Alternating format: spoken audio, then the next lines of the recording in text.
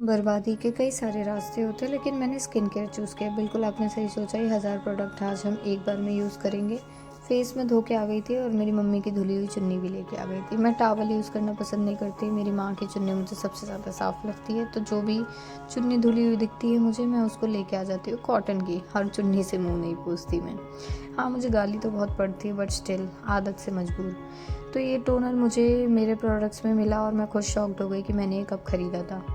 मतलब मुझे प्रोडक्ट्स ख़रीद के याद ही नहीं रहता कि मैंने क्या मंगवाया। पैसा बर्बाद करने की तो मुझे आदत है। मुझे इस टोनर का बिल्कुल याद नहीं था। यूज़ करते टाइम मुझे इसकी इंस्ट्रक्शन तक पढ़नी पड़ी कि कैसे यूज़ करना है, क्योंकि मेरे पास अलग अलग टाइप के टोनर है जिसको अलग अलग तरीके से यूज़ करना पड़ता है।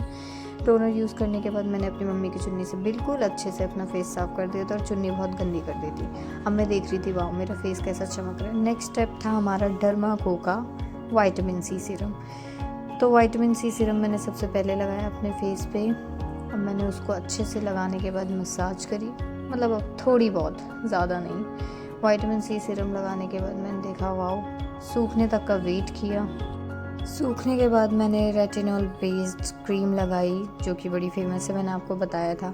एक चीज़ याद रखना, रेटिनॉल यूज़ करने के बाद आपको अगले दिन सनस्क्रीन लगाना बहुत ही ज़्यादा ज़रूरी है। चाहे तो आप एक बार को ब्रश करना भूल जाए, लेकिन सनस्क्रीन लगाना ना भूलें, वरना आपकी स्किन बर्बाद हो जाएगी।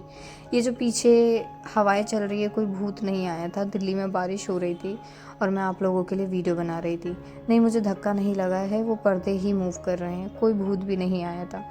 रेटिनॉल यूज़ करने के बाद मैंने उसके सूखने का वेट किया। देखो, मैं अपने हाथों से थोड़ा और उसको सुखा रही थी। फिर मैंने मॉइस्चराइज़र लगाया। मॉइस्चराइज़र अच्छे से लगाने के बाद मैंने अपने फेस पे थोड़ी मसाज करी। वाओ, कितने अच्छे से मैं मसाज करती हूँ ना। आफ्टर मॉइस्चराइजेशन मैंने अपने फेस पे जो है एक्ने की क्रीम लगाई, जो कि मैंने आपको बताई थी कि डॉक्टर के प्रिस्क्रिप्शन पे है। ये मेरे 4 चांदों को दबा देगी जो मेरे चेहरे पे निकले हुए हैं।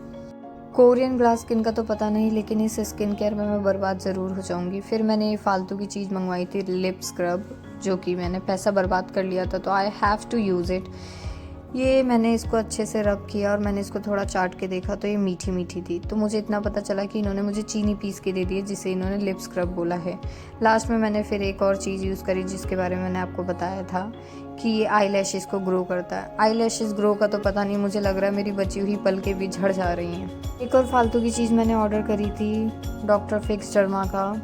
ये कहता है कि जो आपके डार्क एल्बो एरिया है या फिर आपके नी एरिया पे जो डार्कनेस है उसको कम करता है। तो मैंने इसका ऐड देखा था और उस एडवर्टीज़मेंट का मेरे माथे पे और मेरे दिमाग पे बहुत ही गहरा असर पड़ा था, इसलिए मैंने इसको ऑर्डर कर लिया था। मैंने एक और चीज़ बर्बादी के लिए मंगवाई थी, तो मैंने आज इसको यूज़ किया है। इट्स माई फर्स्ट डे जब मैंने इसको यूज़ किया।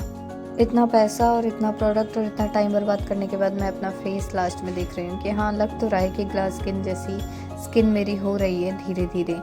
देखते हैं कि नाइट केयर का क्या असर होता है मेरे चेहरे पे। यही सब